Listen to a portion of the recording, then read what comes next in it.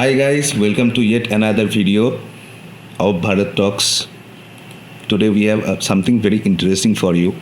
But before we do that, a public service announcement. If you are still using pagers, please do not use pigeons instead. Today we have something very exciting for you because we are going to talk about I would say, one of the most interesting case studies in geopolitics. We are talking about Lebanon. Lebanon has everything you can think of. Lebanon has ethnic clashes. Lebanon has CIA involvement. Lebanon has good shawarma. So, let's begin. I would like Yeah. him to take it over from here. Yeah. Okay. So before we start, right? So let's understand where Lebanon is, because for of our new viewers who has recently heard of Lebanon, right? So for them it is. So Lebanon is a country in the Middle East. Actually, you can in the West Asia actually. So it has borders to Syria to the north and east of it, and Israel to the south, and to the west there is the Mediterranean Sea. Its capital is Beirut, which came into the news 4 years back. There was a huge explosion there. And it has a very unique demographic structure where 45% of its population is actually Christians, particularly the Maronite Christians, and 48% of it's Muslims, and 5% of its population are Druze. Druze is an interesting concept which is there in some parts of Syria, Lebanon. They are actually not part of the Muslim community because they do not The accept the conventional five Muslim pillars. community. Conventional Muslim community because they do not accept the 5 pillars of Islam. So we'll discuss about Druze population in some other video, but that is a brief introduction of Lebanon. So you have this region that, at least for the last 1400 years, was a hodgepodge of religions. Like it's very similar to the Jerusalem actually. I mean the divide. There are also Jewish populations, but those are negligible. We mainly have the Muslims and the Christians. The Muslims are Maronites. The Christians are Maronites, and Muslims. Do we have Shia and Sunni in equal share? I hope, or something like that. So, how do you? How do you quantify this relationship between Christians and Muslims? Have they been harmonious at all times, or did they have problems? No, wherever there is such diversity, there is a good chance there will be problems, and yes, there have been. So if you see, right, from probably the 16th century till the World War I, right, the Ottoman Empire was in control of Lebanon. Okay, All right. so the Muslims were in the power that time. Okay, so that time actually they introduced a system called, which is very interesting. It's called the millet system. So it meant that there will be separate structures for Christians, separate structures for Muslims, and they will be given their heads. They will have their heads who will govern those communities, but overall the superior will be the Islamic ruler who was in the top. Okay, and the political and the legal status of Christians, because mostly the community is Christian there, apart from Muslims. So their political and legal status was inferior to the Muslim class, and they were called a certain term which is very I don't know, racist or maybe discriminatory Very to the Christians. spicy. Yeah, they were called dhimmi. Okay, which means in Arabic terms, second class citizens of an Islamic state. Okay. All right. So then, Now, Kafi, you know, I can. The way they describe it, Yeah. protected minority. Yeah, Dhimmi. The Dhimmis have to pay jizya according to Islamic. Yes, Yeah. yes. So Wherever- it's something like kafir, right? I mean, Yeah, it's kafir only. It's but kafir. tax-paying kafir. I mean, But when you have conquered the kafir's land, they are the Dhimmis now. all Kafirs are Dhimmis. right. When you have the right to take jizya, they become tax-paying kafirs, so they become dhimmis. That's Yeah, very exactly. So that is very common, right? In every Islamic sultanate, this is was common. Yeah. Hi to the audience. Anyway, yeah, continue. Okay, and there was a unique thing in legal dispute. So let's say you have a legal dispute between a Christian family and a Muslim family, let's say, Yeah. regarding land or property. So it was the Christian's testimony was considered as inferior to in the Ottoman court. right? Like let's say Alright. if a Christian has three evidences of a crime being done by a Muslim man or a Muslim family, and that would equate to one evidence of that Muslim family, of that Muslim person. So the Christian had to work twice as hard in order to prove themselves innocent. Mathematically thrice. Thrice. So their testimonies, their evidence was in the Ottoman courts, it was inferior. But later, when years passed by due to Western world's pressure and all, they introduced something known as the Tanzimat reforms. That in by paper, they told that they were the Christians and Muslims were equal in structure, equal in political power and all. But on ground, it was never there. So was just- which time are we talking about? The start of the 18th century or something like that? Yes. When the Ottoman Empire was coming to an end, like till the World War I All right. time. Yeah. So that is the it's brief very history. interesting. I mean, the local Muslims have something to do with it, but even more than that, the Ottomans had so much more to do with this ethnic clash, this sectarian clash. Like they were giving preferential treatment to a community just because they shared the same religion. I mean, if the Ottomans would not do something like this, then we would not have so much problems in Lebanon. So, dear comrade, I have yet another question for you. It's something interesting. What were what were the key events, do you think, that forced the Lebanese Christians, the Maronites actually, to submit to Muslim rule? I mean, was there a turning point as like something like that? Let's talk about the Maronites first. Yeah. So, we all know that Jerusalem is just nearby Lebanon. Jesus was born there, and his message spread like within like 40 years of his death. Yeah. Christianity spread to these lands. These were previously occupied by Phoenicians. Okay, and they have a very rich history of Phoenicians, and they contributed to human civilization a lot. Anyway, these Maronite Christians take their name after their Saint Maron or something. I don't exactly know the name. At first, they did not align with the church. It was something like that, right? But then they assimilated with the Pope. I have no idea about that. But anyway, something in that. Yeah. But when the Islamic conquests happened, 700 AD onwards, during the Rashidun Caliphate, they submitted the first time. All right. Okay. But the conversion didn't take place yet. Okay. Only in the time of Umayyad and Abbasid Caliphate, the conversions took place. So you are saying the Muslims in Lebanon right now were Maronites? Yeah, everywhere. I mean, the Muslims everywhere. They are converted people only from the native population. No, I thought they came from some other places. It's not. I mean, not Some anyway. might come. Yeah. Some actually, but mostly. They were Maronites. Interesting. Anyway, great. So fast forward to the Ottoman history, and we find all these complications rising up. Fast forward to the colonial history, and there we see Maronites rising up again. Maronites into the political sphere again. Yeah. Here, after the First World War, when French and British divided up the Middle East, Lebanon came under French occupation, and this French people helped the Maronites, and they. I mean, until this kind of incident started happening in Lebanon, Lebanon was a peaceful country when it was in Christian control. And it's there. But the main submission thing happened in the Rashidun and Umayyad Caliphate phase. During the Ottomans, they were already used to that kind of submission. So, yeah. Exactly. Okay. So, viewers, how peaceful Lebanon was. Beirut was called as the Paris of the East. Okay. Yeah. So it was such a beautiful city with so much diversity, architecture, and all. Exactly. Okay. It was similar to Tehran in so many ways. Of the Middle East.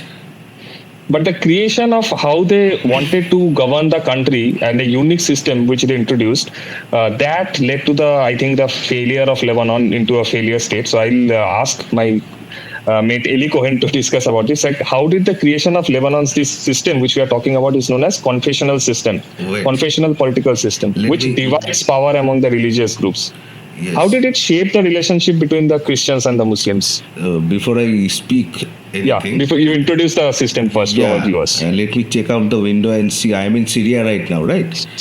I will have to see if the people are trying to catch radio frequencies I am transmitting. I have to be very discreet about it. We still do not come to the 6 days war. Anyway, so we are talking about the confessional system. The confessional system, in my opinion, is one of the worst ways to deal with democracy.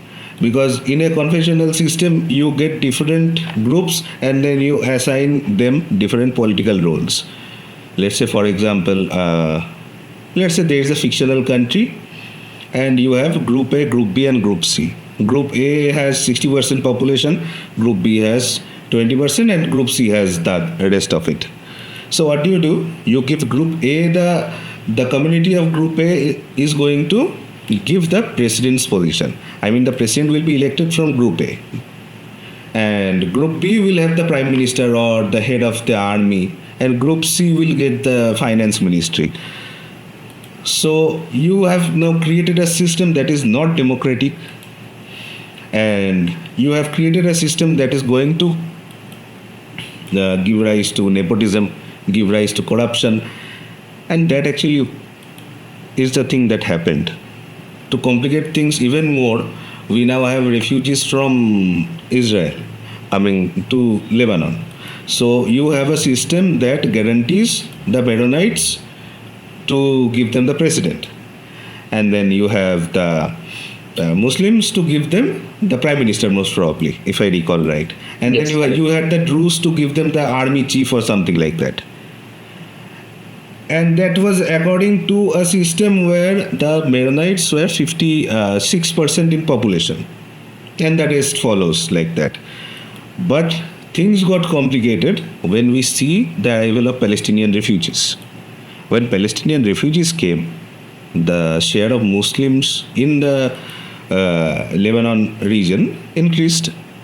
But then you have the president who is a Christian, who obviously knows if he tries to naturalize those Palestinians, then the vote share will decrease and then they cannot continue with the current confessional system.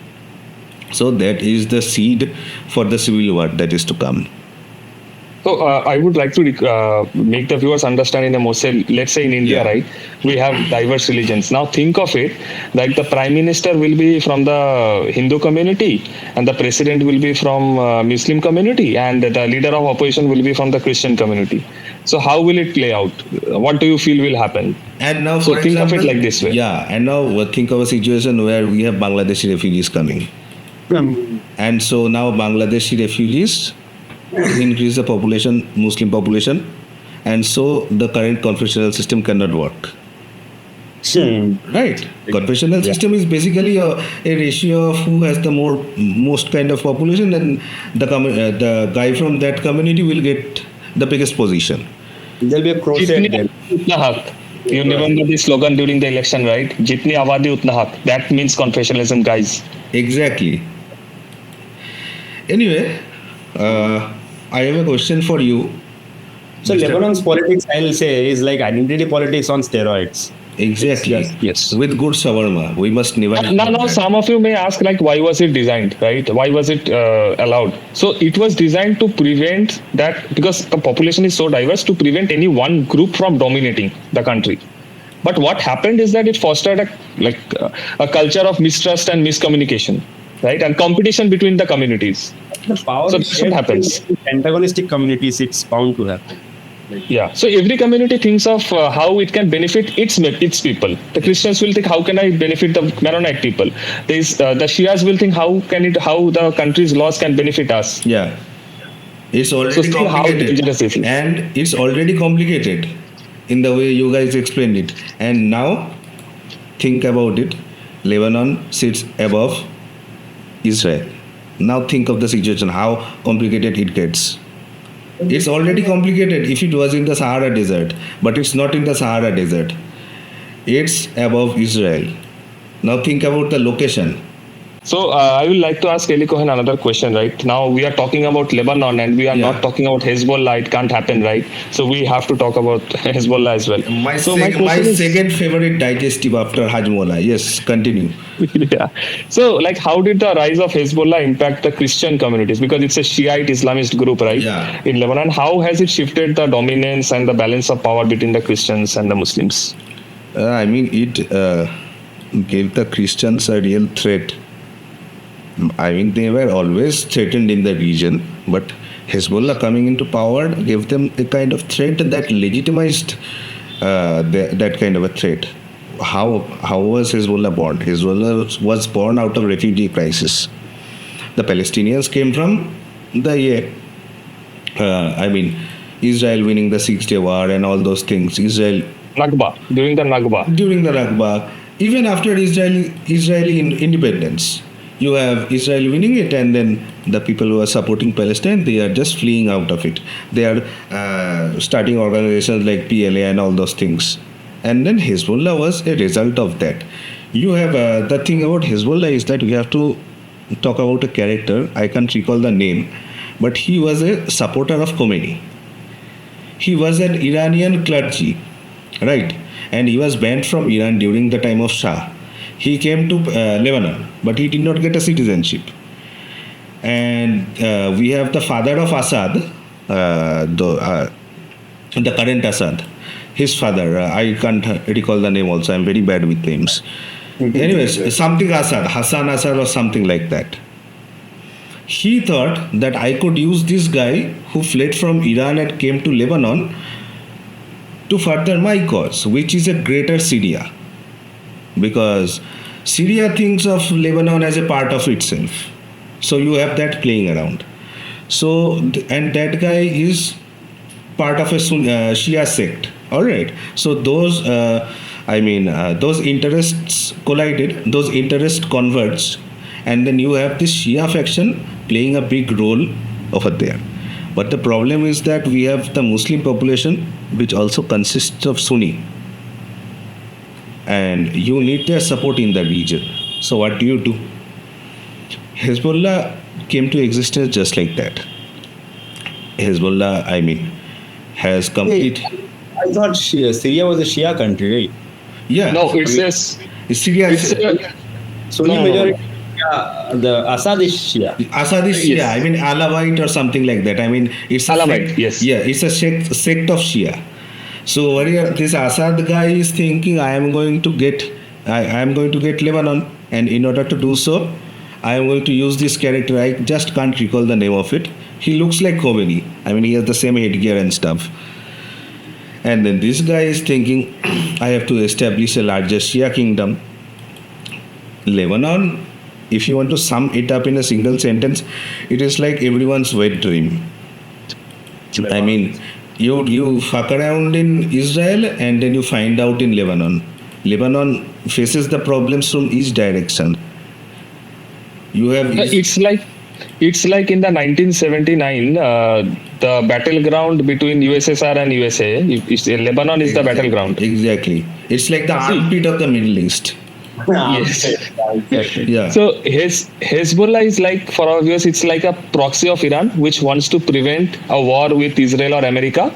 It doesn't war in their borders. They are pushing it to the borders of Israel and Lebanon. And the So it's sad using part Lebanon. is the Lebanon army has to support them in some way, has to give them some kind of rights. Yes. And so let me go back to the statement. If you think Lebanon is the armpit of the Middle East, then Hezbollah is the lice of that armpit. And they are given some kind of impunity, or else they are going to start problems in Lebanon.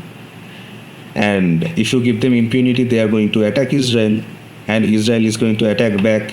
And who is going to suffer? Normal Lebanon people, Maronites, Muslims, every other group.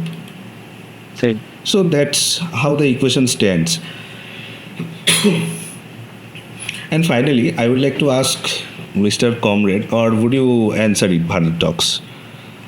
Anyway, we'll see according All to right, the all right. question. Let me answer the question. So, wait, I had it written somewhere. What are the social and political dynamics between Christians and Muslims in Lebanon today? Because we already established how it was before. How are things right now? With Okay. if you include the influx of refugees, Go on. Yeah. how are things? Yeah.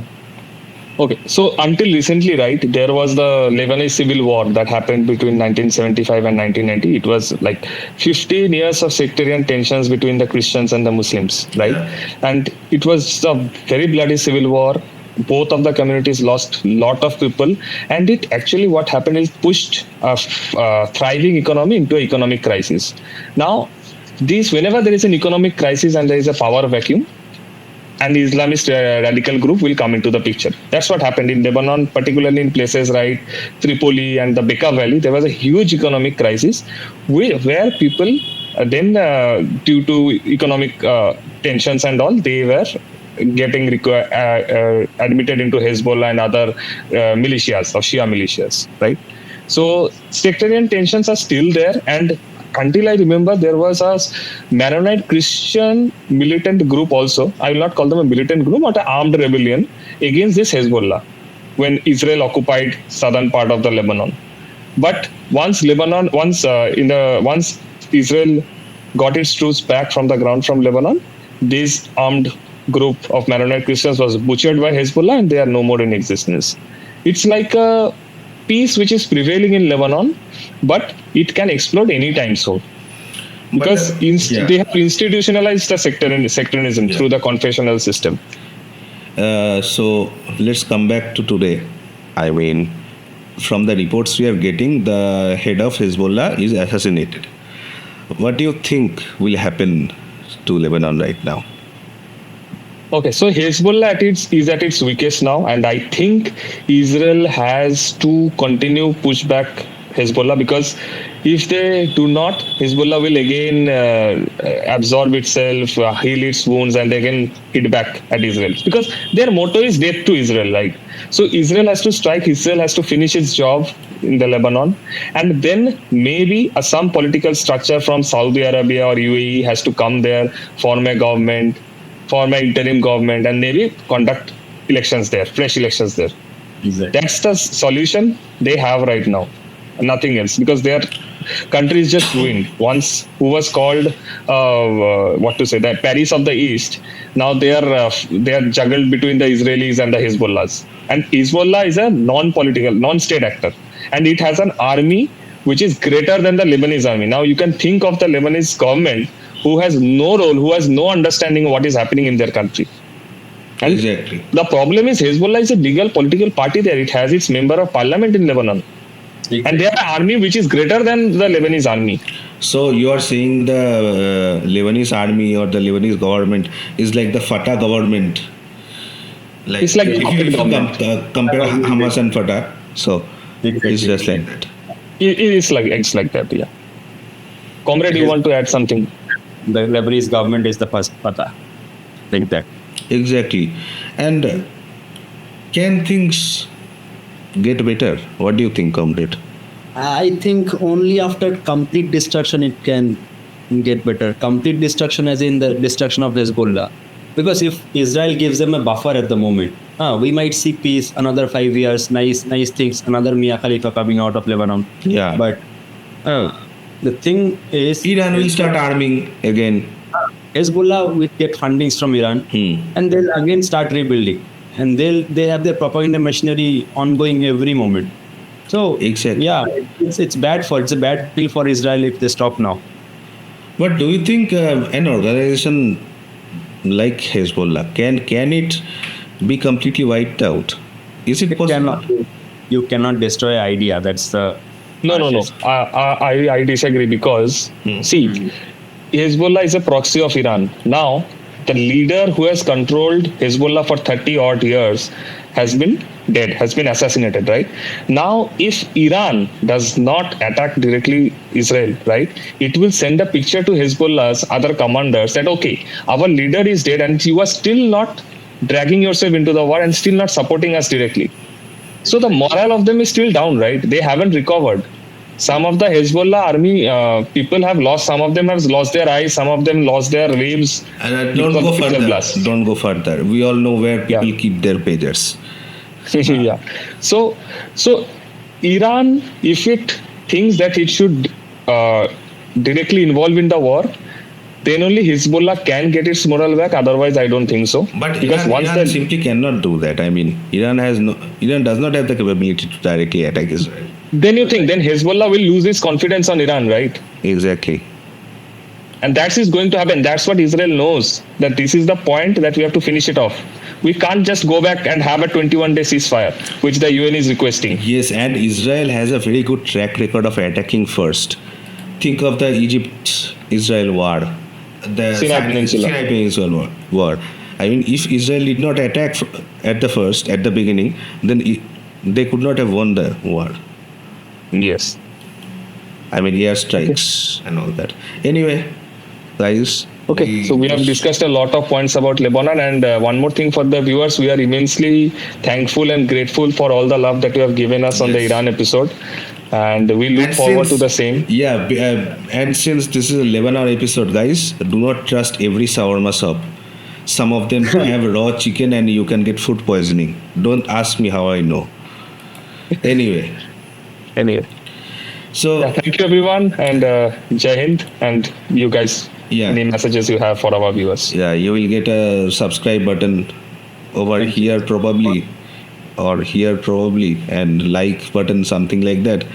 If you like us, if you like what we are doing, Don't do drugs, kids. This is what happens when you will get the subscribe and like share buttons somewhere.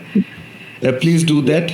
You don't have to, but if you do, it will encourage us to do more videos. Thank you for being in our conversations. Thank you guys. Jai Hind. Jai Hind. See, Jai Hind.